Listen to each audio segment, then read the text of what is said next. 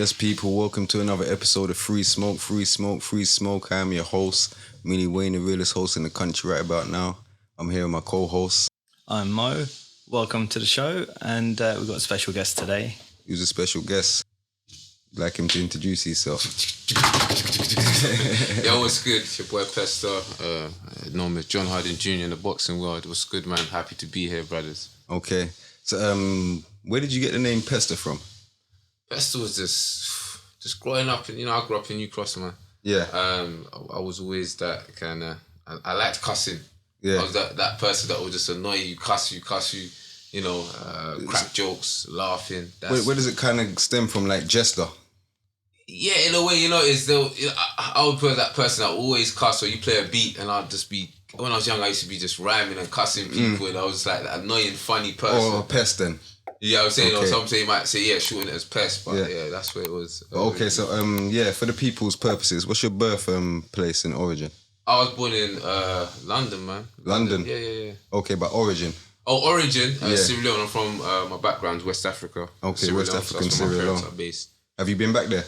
Yeah, of course, man. I've been back there. I recently came back there from April. You know what I mean? I'm from 2017, I've been trying to go back regularly, kind of yearly, embracing my roots, going back, because through many years of growing up here, I kind of not lost the roots, but weren't connected enough. What do you mean? In what sense? I just felt I didn't talk my language enough. I weren't around the people enough. What language do they speak out there? Well, we've got a common one which it's Creole. It's like broken Creole, English. okay. Yeah. But it's like there's a version here, but when you go back here, it's like English, but you will not understand it the way that back they're home you wouldn't understand it. Yeah. Okay. You know what I mean? So just going back to that, seeing man's roots, getting closer with my people. You know what I mean? And knowing, where we're from, the tradition.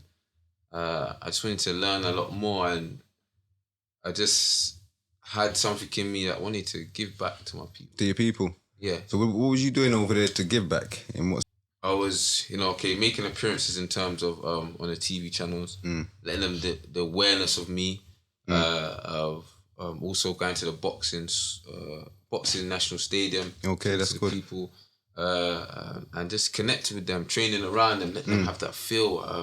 Was you helping like training the youth out there and that sort of stuff? I'll train alongside them. Okay. You know what I mean? I've done a couple of talks at schools, and and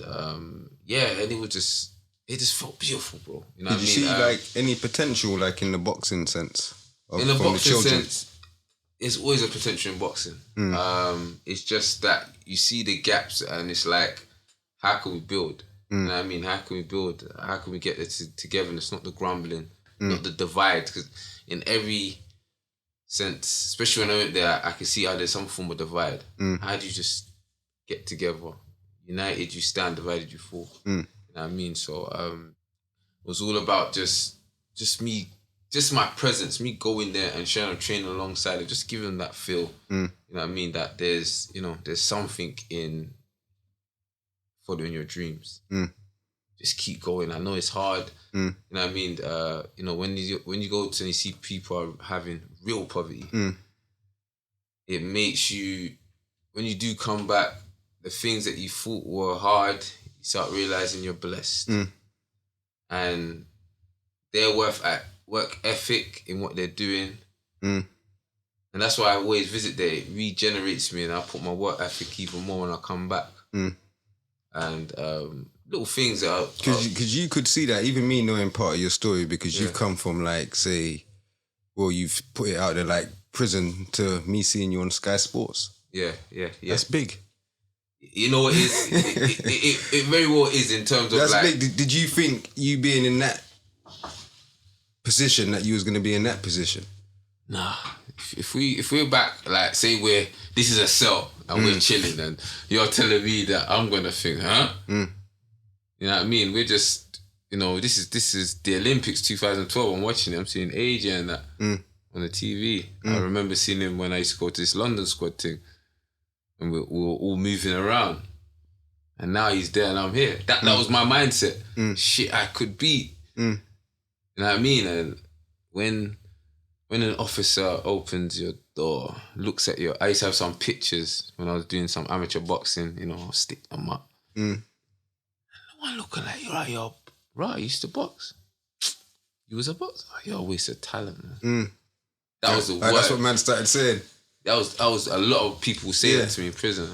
Like I've had governors. And how did that make you feel when you got back to your cell by yourself? To relive that moment, I was so. It would echo in my head.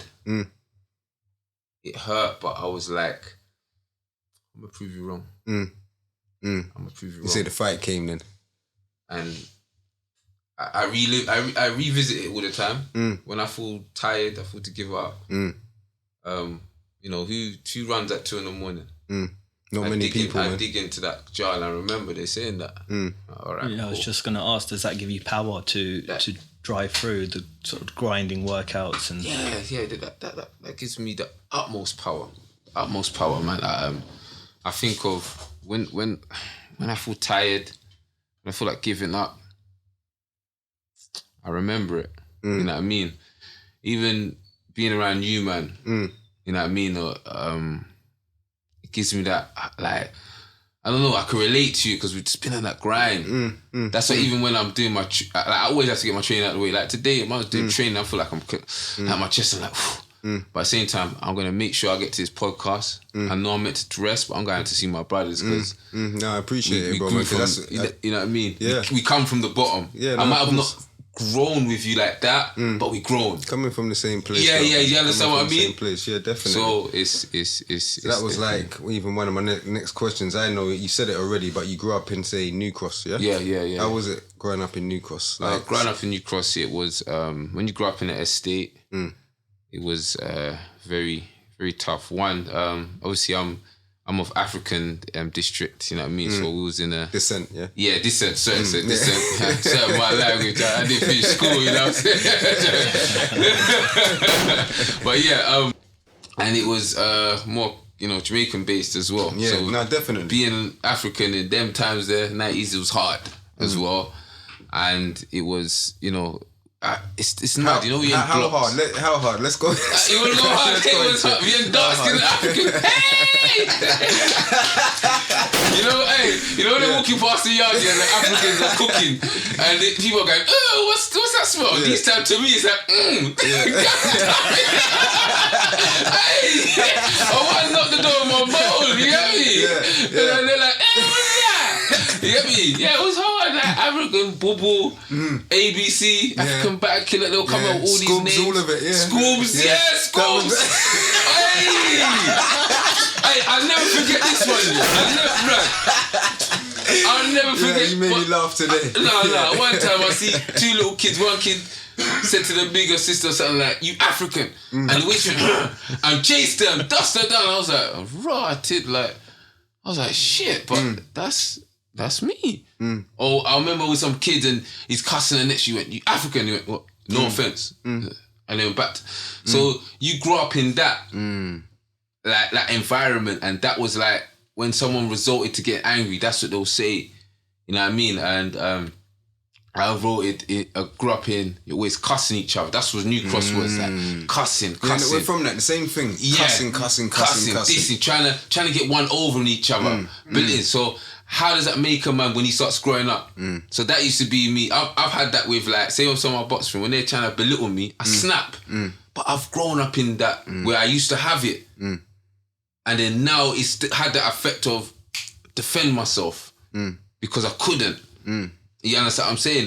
So it was a constant battle journey, you know what I mean? I grew up in New Cross where it was just like, you argue, then we all incite. All right, well, you man arguing, right, you got to fight. And you're rocking out, and then your brethren's the next day. To me, that was just kind of, it was normal. I grew up in normal. It's only when I started getting a touch, even when I've been in jail and I see 2 men argue and they're like, right, okay, what, you wanna rock? All right, cool. A guy in the cell, and right, I'll let you man rock. To me, it was normal. I remember a man, I think he was on a live case. So when some people get a murder case or a live case, they get a bit more righteous. And they might say, oh, that was wrong, man. You shouldn't have let them rock. But in my head, I was thinking, shit, when I was their age, that was normal for me. Like, I know about this. Yes, yeah. Do you get what I'm saying? If you want to fight and you agree, you have an argument, rock it out, because that's what I was brought up. So it all has the effect. That's what men do. Yeah. But that's lost these days. Yeah, it's gone But totally. it's like, that's where we're from. Some people might not understand that. They might think, raw, we just think different, but this is how we were raised. And you're raised in that one over each other. And then obviously our thing was, I always knew of the rivalry of New Cross and Peckham. So then you start growing into it. Before you skip into stuff like that, how was primary school for you? Primary school, shit. Don't worry, I got you on the New Cross and Peckham stuff. Primary school, see, I'm having flashback. Primary school was, it was more like tough being African. African stuff and that. And then I will see an African girl with big lips. She probably real name's Portia, but she's trying to, Shaniqua it. You get what I'm saying?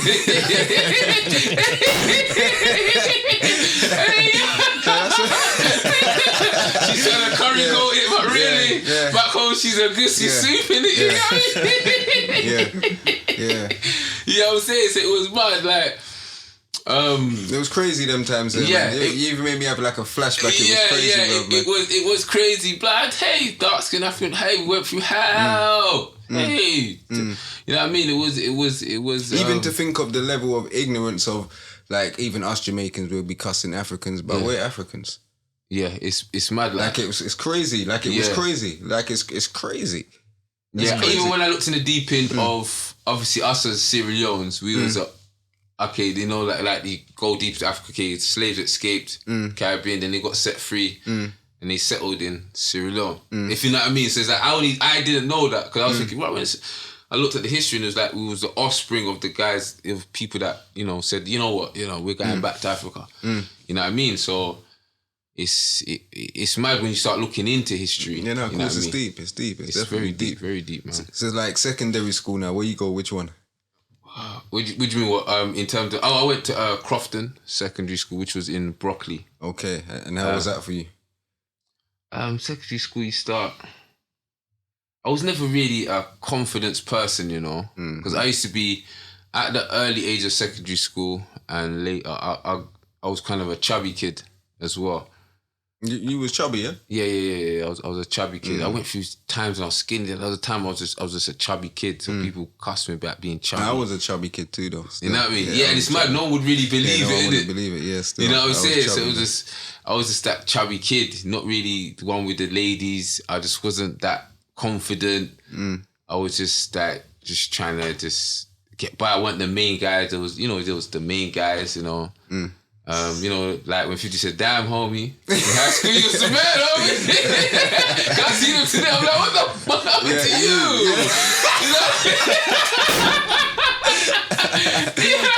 But back then when they were the man, it was different. Like what they were. That's how it was in secondary.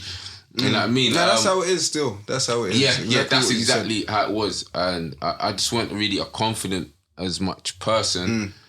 But still, towards the later, like year 10, 11, I started getting involved in... I was smoking a lot of weed.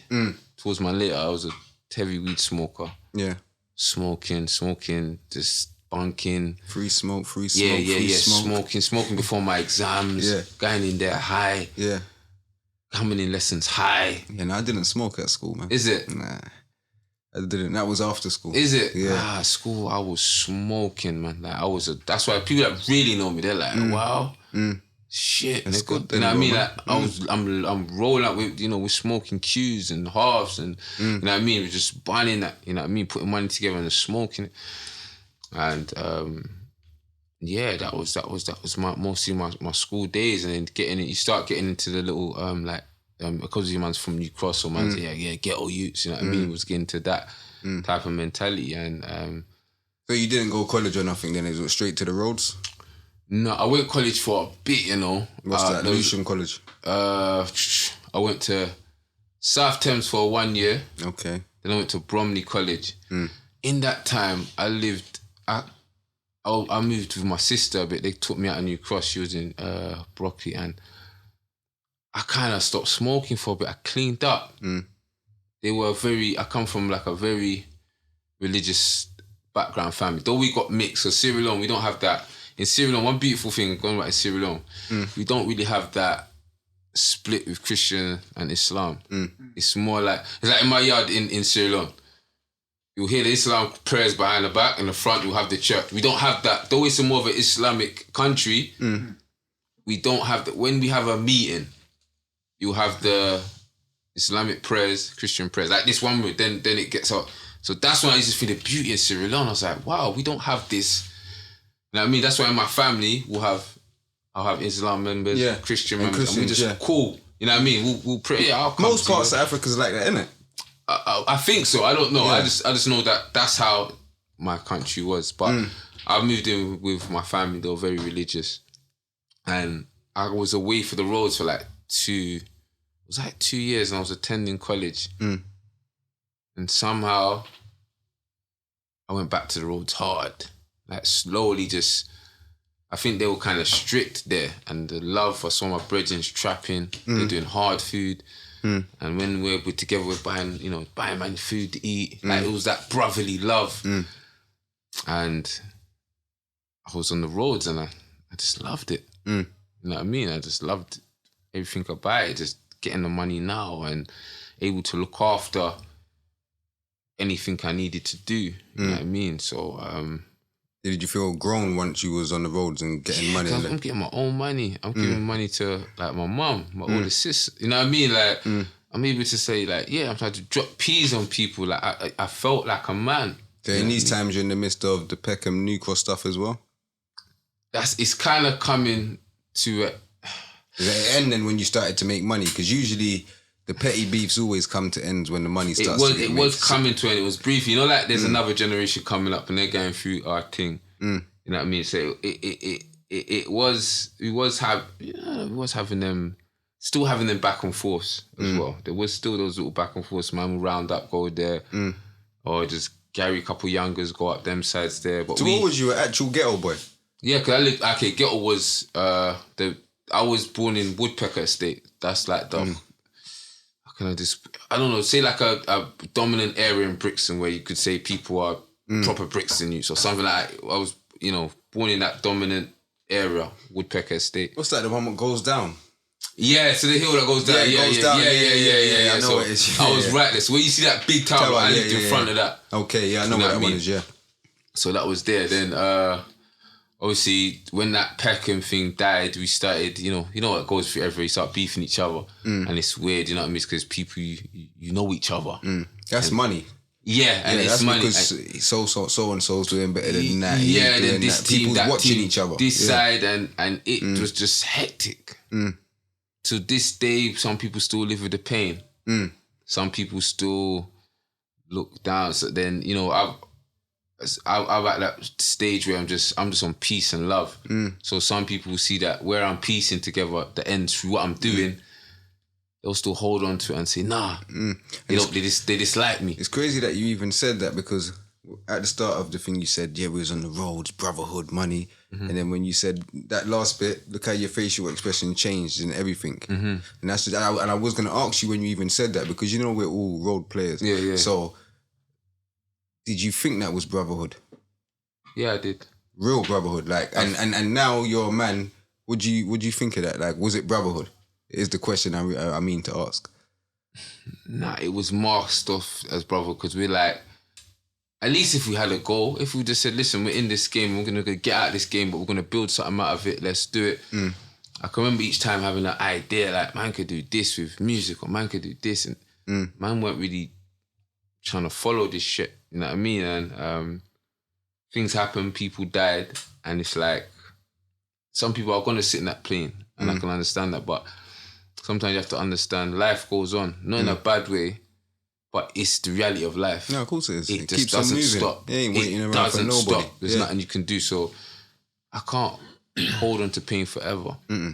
You have to grow. Yeah, and that's what happened. I'm grown. Yeah, you gotta grow. So there was a time I was away in Portugal for a while, and now I've come back grown. And I was talking to someone that, you know, they used to come to my mum's yard when I was young or whatever, but they're locked away doing time. And I put a picture of me chatting to them, and it went round. Because my mindset, remember, I'm not in the ends mindset. I'm away. I'm around different people that they're not from my ends.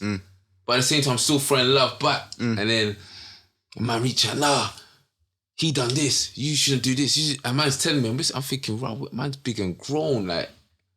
And a man's looking at me like I'm nuts, but this time I'm just sharing a bit of love, sharing a bit of peace. I know he's doing his time. I'm not holding it against him. So then that's when I realised sometimes there's so much wounds that will never be healed. And sometimes when you try to like go back and even have a say or pick it up or do something to mend it, it's like you make it worse. And it's like sometimes you just gotta just leave it. But they say time's the best healer. It is. Some people don't even heal in it. Yeah. Some people never let don't. go. But you know, but you gotta do what's best for you. Definitely. Do what's best for you, man. So what was you boxing the whole time? Like when as a. It's a good question. When you was younger. When I was young, one time they came with. They was doing a little kickboxing thing in Woodpecker Estate. Done one thing I liked. I was like, raw, shit. You know, and I went to I went with my brethren. I said, let's go and look at some kickboxing somewhere. Let's go to where our school is. I went there and the coach was like, listen, you have a kick or you punch, mate. You know what I mean? Come out here, do boxing. And he became my amateur coach. And I was always in and out of the boxing, back smoking weed, then away, jail, come out. You know what I mean? My last sentence, the last one I had, he died in that. You know what I mean? He died and it hit home. And that was kind of one of the reasons I really wanted to take it to the next level. Was that boxing serious? Yeah. That was one of my questions. What made you really want to take like boxing serious? Okay, now what really wanted me to take it is just... when it's not your first time in prison, when it's, you know, a numerous... Wait, how much times have you been? 3 times. 3? Yeah. Okay. So when people, and, you know, okay, when you got family that haven't got another person like you in the family, so they just think you're just, I don't know, could have never been imprisoned, you're just... Black sheep. Yeah, the real black sheep. I was a black sheep. I'm just the... You know, don't, you know, don't be around him, don't trust him. You know what I mean? I had different families, in-law families that were I was scapegoated. And I really wanted to just prove them wrong. I really wanted to say, okay, I've gone prison, a mistake's been made, whether it's my fault or not, I'm going to take control and I'm going to come out. It was one of my hardest decisions ever. There's days I just thought, fuck this, I want to break down. There's days I'm driving, I see the fiends. And I'm like, I know that thing, I could just give him my number. That's the devil, you know man. That's the temptation. Like, I can do this. I don't need to be struggling. I can just build a line here, man. And it was tough. Especially like I run in the water morning and might see a fiend say you got 10 pence. I'm just tempted to say, yo, bro, here's my number. Like, I'll get, and I said, nah, I'll keep on going. Stay disciplined. It's tough, man. That was even one of my questions as well. So, what is like your training regime like? It depends. I'll have a week. Okay, tomorrow morning I got sparring at 11. If you get what I'm saying. Might chill off in the evening, or I probably might run late evening. Every day could be different. So I could say a certain day, like my Thursday, I ran 2:30 a.m. Yeah. I came my rest. I went swimming 7 a.m. Done about 8, 9, 8:30. I came back, relaxed, let my body recover. 8, had my strength and conditioning at 3. Then I had some work to do in the evening where like I might train some people or whatever, or something, just look after the next generation. It's giving back. Yeah, give back. It's giving back, You know what I mean? So that's your time, innit? So if you're taking your time to do that, you're doing something. my kind of mindset was working to separate. I I don't want to live an average life. I don't want to be like the person next to me. I want to outwork. So some people be, why do you do it? I work to just separate. I know that to have a successful year, I need successful months. Or successful months, I need successful weeks. Successful week, I need successful days. You do that for 1,000 days. That's why when people ask you questions, how do you get a six-pack? How do you get this? Can you do it for 1,000 days? If you can't do it, forget it. But that's my structure. I'm doing it for 1,000 days. No games. I'm not playing no games. I'm coming for life. Listen, life will come at you, man. Yeah, no, of course it will, man. That phone can ring anytime and give you bad news. Yeah, no, of course, facts, 100, so bro. I don't train for boxing. This is life. I stay ahead of it. Mentally, physically, spiritually. I make sure my routine, I stay on top of the beauty when I conquer the day, when I wake up and just make my bed and pray and thank you, God, for my 2 eyes, 2 hands, 2 feet. Thank you. And then start my day. 100, bro. So it's more to just boxing. For me, my transition, especially this year, is for life. I don't want to be a civilian. Not an offense to anyone. I just don't want to be a civilian. I don't want to live an average life. I want to be my greatest. I'm obsessed now. If I be honest, some people ask me to. There's nothing wrong with that, man. I just want to be the greatest that I can be while I'm on earth, because we have to go back. When you realize that, you stop having petty arguments, you stop holding on to grudges. I realized that when my mum died in prison. Alright, you was in prison when she died. Yeah, she died. It hit me hard, bam. They wouldn't allow me I got grounded for something because I had a home leave. Then they let me have a day release, go to the funeral, blah, blah. They tried to block me that day. I was almost in tears, ready to just do a madness in the jail. But they somehow put things together and let me out. And it made me realise that it could be our last time talking even here. We don't know the maker, his story. You know what I mean? We just don't know. So why live in grudge, in hate, in malice, in doubt, in fear, in fear. If I trust the man upstairs in everything, I can go anywhere and live. Like when my dad tells me his story, like he came to this country with £5 in his pocket. Just an address. Now you've seen the things I post up, and he's the chairman of the country. You know what I mean? So when I look at those little things, and I think, and he's very harsh on me as well. But I think like, damn, I could be whatever I want. Like the human body's so magnificent. You put work on it, it responds. I'm living proof. If I can come out of prison and appear on Sky Sports, me? Are you bloody crazy? Me? The weed smoke, I've just gone through the stories there. You just asked me how school was. That's it. And me? Are you mad? $1,000,000%. How much negativity I've gone through of my age. I didn't do it when I was 20. I didn't do it. For me to waste my 20s, my teens, and make up for it, and able to be competing with elite people that are in their 20s. God is great, brother. Yeah, no, facts. You know what I mean? And that's what it is. So it's like, that's why I believe in just being man's greatest self, serving every day to that man can do to be a greatest, because when it's time to go, it's time to go. And I believe in just serving my purpose. I started finding out my purpose. What was it, God? And he just showed me. I remember every day I used to pray, God, open the door through boxing. That's exactly what I was praying. Help me inspire others.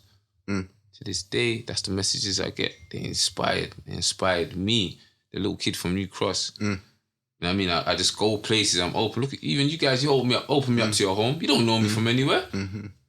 But what was that? You know what I mean? Like, you, to your home. I've sat and I've reasoned with you, man. Facts. Definitely. That's the power of the Most High, fam. You just guide man to everywhere where we go, bro. Yeah. No, you know what I mean? 1,000,000%. So, and keep you safe. So what is your boxing record? I've got 8 wins, 2 losses. Okay. So, let's start with the bad first. How does it feel losing? Of course it hurts. I hate losing. I hate losing on a computer. I looked at people like that dare to be great. can go in time They've all got losses on their records. Buster Douglas when he took Mike Tyson. I looked at great things in boxing. I'm not thinking of, but and he turned it. So when I first fought Jack Cullen, I had about 20 fights. I only had 7. Could look like I was crazy. I'm on this earth for a short time. I want to be great. Okay, you only got 3 weeks notice. It was hell. I had to get the weight down. But I learnt myself, I'm a professional. This is normal. That's what I tell myself when I'm running. That was for a belt, that yeah, fight. English, I've only had 2 losses for a belt. English, and they've both been for belts. Yeah. For a belt. And it was... So what are you saying? You're only jumping in for belts, yeah? Lad, give me that check now. You know what I mean? Come on, beat. I'm from the hood where we probably free for Gucci belts. You know what I'm saying? And found out they were fake. You know what I'm saying? You know what I'm saying? So I wanted that, and that, I can't lie, that fight made me. Everyone there, Eddie Hearn must be like, bro, damn. But I'm from the South. Do you know what I'm saying? Where we, put it on the line, we're rocking. You know what I mean? Yeah, no, that's big, bruv, man. My other loss, it was for a title. I spent a long camp in Portugal, training so long. So they kept moving the dates where I thought my body peaked, but it was just shattered from all of the training. Yeah. He was an undefeated fighter and also someone I knew. Like, we shared the ring. Okay. I've almost like dropped him in sparring. So I thought, right, piece of, I got you. Intimidation, you know what I mean? I just got you. He was 16-0. I was like 8-1 or 9-1. So I had 9 fights. He had 16 undefeated. And so I've always gone against the odds. You know what I mean? It was a tough, the beginning of the fight. I'm doing my thing. I was hitting him with a jab, and then I can remember my body's just saying no. Like, I'm hitting mid round, and it's like, in sparring, normally I get my energy back there. You know what I mean? Because I've put myself through hell. I've been sparring 12, 15 rounds, 3 different people. Yeah. I'm staying in the ring. I taste hell. Yeah, that's mad. You know what I mean? I taste this hell, but then I'm learning because some of these guys are experienced. So some people might know about, one of my friends told me about peaking. Your body can peak. And if it peaks and you still keep it at that, it tires. These are little athletic things I don't know. Yes, me telling you. I don't even know about that. Yeah. That's something that man found out, and it was just like, it just didn't go my way. And bro, it was tough, man. You start going down the street, people know your face. Oh, sorry about that fight, mate. You could have done better. You know what I mean? You get people commenting, you have to block a few people, they're messaging you. People that... You never ever felt quitting though, did you? Nah. That's good. Nah, I couldn't. Yeah. I did feel to turn my back on the game, and I was about to put my key in my door, and some yard man said, yo, boxer, are you? Oh man, yo. I was like, right, yo, be a man like you, I was like, huh? So, you're not quitting, are you? He stopped and dropped his bag again. I said, no. Of course not, man. He said, no, keep going. I was like, right. Postman come to drop me a letter, and he looked at the name, looked at me. I said, oh my God. Man, you're such an inspiration, man. Keep going. Don't stop. I'm like, bro. This felt like I got a calling on my life. And obviously it was tough, but then when you're inspiring people, you got to show them that in life we take losses, acceptance. I've lost in life many things. I've lost my mum. You lose money. Life is losses. You roll with the wins punches, and the losses. I've lost in many ways. I've lost in love. I've been heartbroken. You know what I mean? I've lost in so many things. Facts, but you've got to accept the both bit of life as beautiful. That's life. If I say life is beautiful, I can't just say when there's wins in life. It comes with the losses. Like, people die, people are born. That's the beauty of life. We win, we lose. That's the beauty of life. That's the cycle of life. Yes. That's what makes life beautiful, and you have to accept it. You've had 8 wins though, innit? You know what I mean? Yeah. That's what I'm saying. So what does it feel like winning when your hands are being held up? The most beautiful feeling, man. Yeah. God. Remember, we came to your first fight, York Hall, innit? Yeah. Was that a draw? That was a win. You won, you won, yeah. It was the most beautifulest feeling ever. To know that, to come through what I've just said to you, and to step out and to do that. And then there's cameras, you know, people on pictures and talking to you and because you've moved on from your cool now, innit? Yeah. Oh, you still fight there? I'm gonna be back there though. Because they still do big fights there. They're back there. I've got my next fight's gonna be there. I think I saw Eubank Jr. fighting there one time. He might have been, because sometimes it's used, isn't it? It's like a venue that's used. That's a big historic venue. Yeah, it's historic. Right. It's a historic venue. Yeah, that's what it is. It's got that rawness. Of course it has, bro. I was there last night and I was watching a boxing, and it just had that rawness for real boxing fans. Yeah, of course it has, man. Of course it has, man. You got to go there. If you're like an English boxer, you're definitely going to have to go through there, you bro. go there. 1,000,000%. It was just this beautiful guy in there, man. But so who promotes you? I'm managed by Dylan. But promoter-wise, I haven't got a direct... I'm free to work with many promoters, you know what I mean? So that's what So you just said the name. How is it working with Dylan? It's more like, brotherhood, really. Like brothers, yeah? But he's a hard worker, man. When that you think he's working to go against the Titans, you get what I'm saying? Or, you know, the Fantastic Four. Yeah. You get what I'm saying? Yeah. This work that takes it to another level. So when I'm round that and I come back to mediocre training, I'm like, shit. So when people think my work ethics, I'm like, him? You know, sometimes he's 7 days. You know what I mean? Like he's just going in. You say Dylan goes hard. He's going hard, man. You know what I mean? That's just someone who's obsessed with just being a world champion. I don't know anyone else who is obsessed like him. He's going to be, he's not going to stop till he is. God willing he is. You know what I mean? God willing he achieves that dream, so, you know what I'm saying? So it's beautiful, and it's for a person to even throw me a lifeline. It's like I got great, you know, God is great. I didn't grow with him in New Cross. You know what I mean? It's so much that I'm associated with Brixton.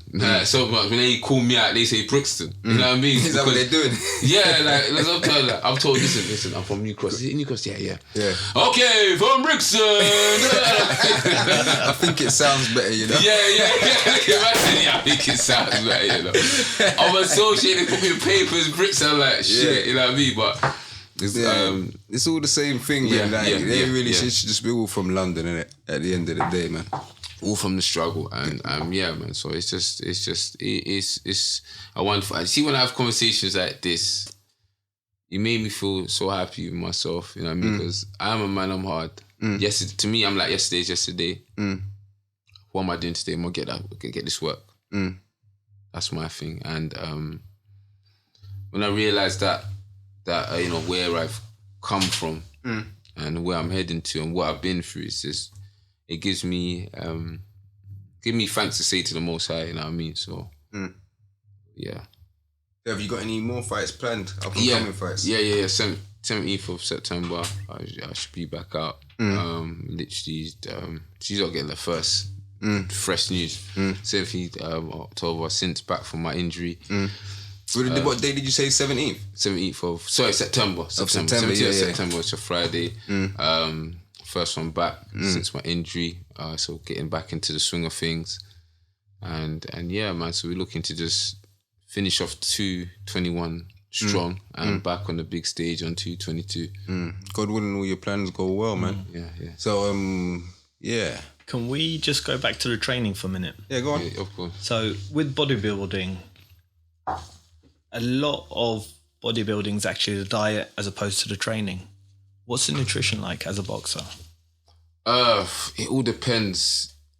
Parts of the training or parts of the dates you're going. If I'm going to as a fight, you know what I mean? Because I can't like boxers when they're out of the fight, they are eating. You know what I mean? I'm not blowing up certain man, but niggas are eating. They just go scoffing up somewhere. That's why you see when boxers finish boxing, they just blow up. You're starved of all this food. It's all about you're starving your body to get to this weight, weigh in, refuel everything, and go back.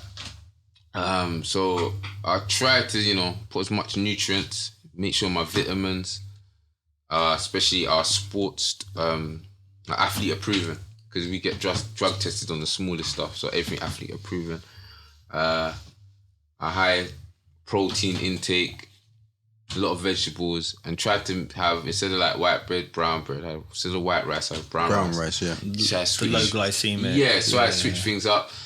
not too much saturated fat. If I'm gonna have more cheat meals or whatever, or treats will be more sugars than saturated fat, because that sits in your body. It's harder to burn. As you come closer to the fight, you start reducing it a lot more, and a lot of people, what we do is cut the water. A lot of your body is the water. Water, yeah, definitely. You cut down the water, and that's when you see them shrink on the way in. And then when they come to the fight, someone like, you might see Errol Spence, they just look big blow on fight blow day. up, yeah. That day there, they've blown up to really, if they were stepping scales, they'll be like a middleweight, super middleweight. Yeah. You know what I mean? Nuts. But they're already, they just jump up 3 weights by just Canelo, king of that. We know that to make these bodies do that, may come down. Then when he steps on that scale, after he steps on that scale, he's jumped up probably 3 weights. Yeah, that's crazy, man. You know what I mean? Yeah, that's crazy. So that's some boxing. Some they get their weight to the lowest, come out and they just beat up the small guys that can't rehydrate. That's even mad. I didn't even have this question down. What are your even top 5 boxers? Roy Jones Jr. Roger Mayweather Jr. No, Roy Jones. Roy Jones Jr. Roy Okay. Jones Jr. Floyd Mayweather. James Toney. Michael Nunn. And I had to say Muhammad Ali. Reason why, because he was just more than a boxer. More than a boxer, yeah, no, of course. Yeah, I put him so much up there. Well, you don't like my beast? Who? Marvelous. Marvin Hagler. Oh, Marvin, nah, he was a bad boy, You don't like my beast? I don't know. Can I put him into... I could. Nah, he was a bad boy. He didn't take nothing. He was on smoke. He didn't even put the Iron Mike in there, man. I knew he was going to say Iron Mike. Iron Mike was nasty before. He changed the game. Okay, he didn't do too great when he met against other greats, if you get what I'm saying. But he changed the game. He had that mindset on the game. Definitely be in top 10, because I love game changers. I love people really change the game. You know what I mean? There's difference. So I like to go back on what old fighters like Joe Louis and kind of know what they went through. There was a time when I was watching about Joe Louis, a black fighter couldn't get a break, and he was beating up everyone. And the only way he could beat up everyone is just going to their background. That's very hard as a B-side. And who's that, the balded guy? No, Joe Louis, a black don. Yeah, did he have a bald head? Nah, he didn't have a bald head. Okay, no, then. Yeah, he's got the longest reign of defenses. Okay. One thing he had to do to fight for a championship, to fight this, was it German guy, white guy? He had to sign to this promoter all his rights, like a 10% of his rights or something like of his earnings for the rest of his career, and that was normal. And I consider as well that was normal, just so he can fight for that belt, or he will never get a crack at it. Yeah, that's nuts. Do you know what I mean? Yeah, So it's like nuts. I look into deeper those little things, like wow, the mindset. What he had to do or what they had to go through, you know what I mean? So it's like it's there. But in general, I like to look at mindsets of athletes in general, like what they bring. One of my favourites, like Kobe Bryant. You watch basketball, yeah? Yeah, I watch basketball. Yeah. I watch basketball. I love basketball. None of that stuff, man. I'm English, man. It's straight Yeah, football, like man. it's just their mindset. Yeah. Like Kobe, I think, that the way he was just everyone looks at the main game, but you won't look at what he's doing to get to that main game. Like everyone will look at the Mayweather or the thing or Hagler. What did Hagler used to do to? Hagler used to go far away in the caves, training somewhere where it's not in a marvelous place. He's the one who said it's hard to get up and run in silk sheets. That's why I keep my bed a single bed. Yeah. I could afford a double bed.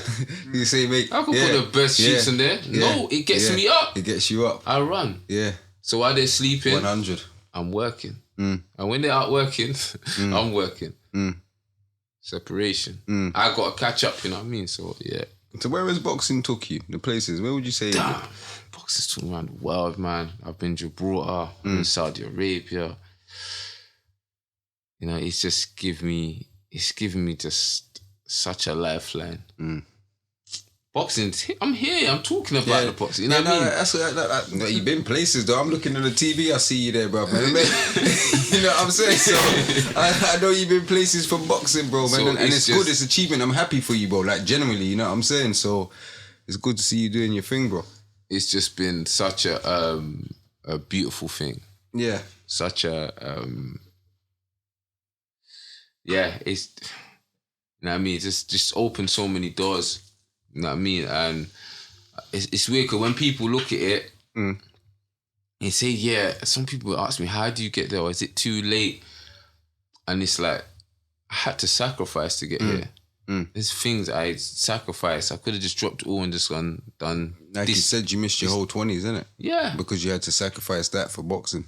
Yeah. To catch up. I had to sacrifice a lot for it, man. There's sometimes, I want to go out with people, but bro, when you are coming back in from the rave, I'm up running. You know what I mean? Then when you guys get up, I'm getting up. You know what I mean? No, facts, 110%. But there's a couple little things, innit? So you used to do music. Yeah. Okay, so what made you even get into that? Music was just a passion of mine. Mine was always... I loved it, man. I loved it, especially... Obviously, you might see one of the old school Street Selected DVDs. You get what I'm saying? What was you doing? Grime or rap? Rap. Okay, rap. Always been rap. Yeah, rap. I've had my days of garage, like when I was younger, grumping the mic and inside. You know what I'm saying? Like, you say the voice all changed up and everything. Yeah, inside. All that. But I love rap. I love writing. Yeah. I loved expressing myself. It was just like a passion that I liked doing. You know what I mean? Like, not too long ago was that when I done something called boxing bars. So then I'll just rap all the boxes and rap it, and the boxing community, they just loved it. They would download it. They hit me up. Yo, we love that. You know what I mean? I've seen he's not world champion. Like my man that, he fought Canelo Saunders, he was just pumping the... Yeah, Billy Joe Saunders is bad still. Yeah. I'm now big him up, man. He sent me a message one time, like when when you're back on and so he's a good guy, man. You know what I mean as well, man. I wish him nothing but the best for him to come back from his situation. I think he was at York Hall the day of your fight when we first come. Yeah, he was there. Yeah, he was. Was he there that day? Yeah, he was, because we was all fighting. Yeah, we was all there. He was there. His son, I think. Yeah. Okay, I might have just missed him, but obviously that was just a nervous day for me. You know what I mean? Fight. I was nervous as hell, man. No, you would be, bro, man. I would be. I'd be shitting myself. Scared, like shit. Of course you would be, bro. You know what I mean? It's a madman. You know what I mean? It's like, what am I doing? You know what I mean? I'm going to this. You know what I mean? And then you start thinking of all the times that you've done hard sparring, just hitting people up in sparring, like, you know what I mean? That's what I was known for. Like, bam, I just better spar hard. So yeah, it's just it was just an experience. Just you just saying that, just definitely an experience, man. And you used to acting as well? Yeah. What sort of stuff you been doing in acting for the people's purposes, viewers? Acting that they can look out for or go check out if it's out now. I've done Where's the Ops, you might have seen, a bit of Real Life. Lord, there was one thing that they were playing in some theatre. I can't remember the name of it. I'm working on another thing at this precise moment. What's that, a film? Yeah, it's like a little acting series I got included in. But that came mainly as, check this was in prison. And then, I could hear myself now. I was in prison now, and then was on a course, and we had to do some form of acting. The head of Belmarsh prison, she was a black woman. And she kept saying, man, that guy, Hardin, waste of talent. But this time, I just done this little acting thing, like it was a course. Then I know someone that was on the course was a script writer. So after my third fight, somebody inboxed me. Oh, yo, I got a script thing that I want you to act. I think that thing you done in Belmarsh that was funny. I'm like, wow, this is like 2 years after coming out, 2.5 years. I went down, sat around the table, and like, I think Harvey from Soul Solid, some voice winner, see Gus from EastEnders Mall. Hollyoaks Stars. So I'm thinking like, rah, and I'm here. I haven't done this before. Do you know what I'm saying? So as we're going through the script, I'm reading, and it gets to my bit, and I animate what I'm doing, and people start kind of giggling, laughing. So they're getting entertained by me. And I'm like, rah. I mean, kind of awe, but it's like, I remember when it's done, this woman that was next to me, I think she was like a finalist in The Voice, I can't remember what year. But she came to me, wow, you're good, man. How long you been doing this? I said, no, it's my first time. Like, what? And I was like, damn. And then it just went from there, and like, people were just talking about me. They're like, wow, that was, that was good. So it's like, I just started just being open to offers for acting, and I always got good reception from my parts. Yeah, that's good, bro. You're a multi-talented guy then, isn't it? Yeah, no, you just don't do one thing. You're just not a boxer. You can do other things, but boxing's what you're taking serious at the moment. Yeah.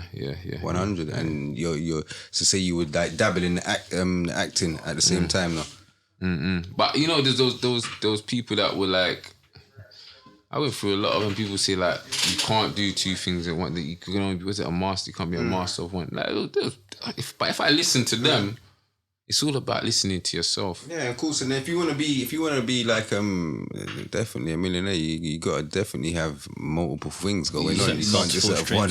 Definitely be a specialist in your field. Definitely. You know what I'm saying? People tell you what they can't do. They tell you bullshit, and they try to put that little and pull that doubt and bad energy over you, bro, man. Yeah, you gotta get rid of them because people. Because they can't do it. Because they can't. Yeah, man can do anything man wants to do. They portray themselves onto you. That's it. Yeah, that's it. There, they portray themselves onto you because it doesn't seem right in their head. You can't do that.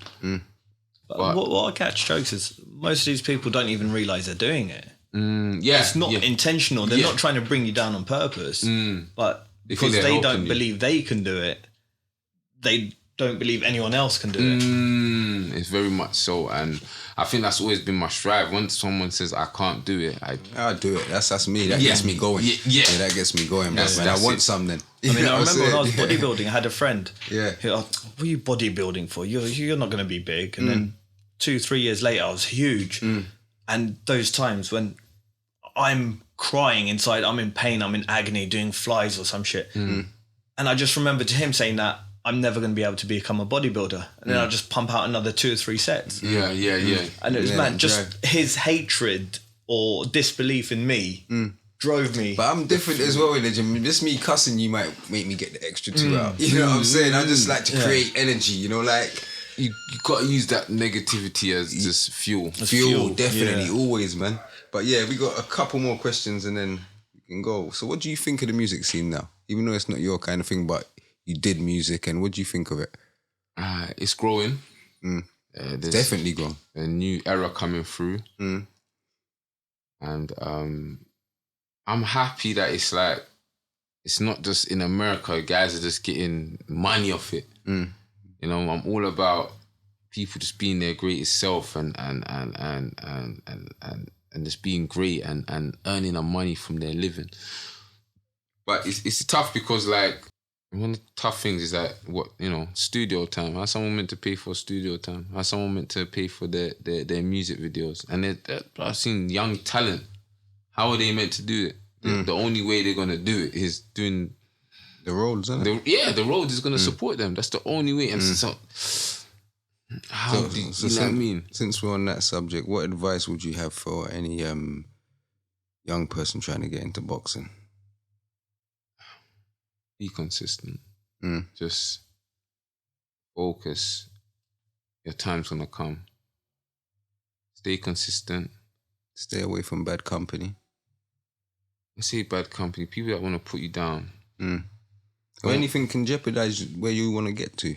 Don't listen to that. Okay, you can listen, but don't take it in. We could give a scenario. You're boxing. Say you got a fight tomorrow. Yeah. But your brethren want to go raving Friday night. They got machines in the car and all these things. You have to stay away from company. You got to stay away. Yeah, okay. In that this is what I mean. Stay away. That's not the company you want to be because you've got a different path. You just got to say that word no.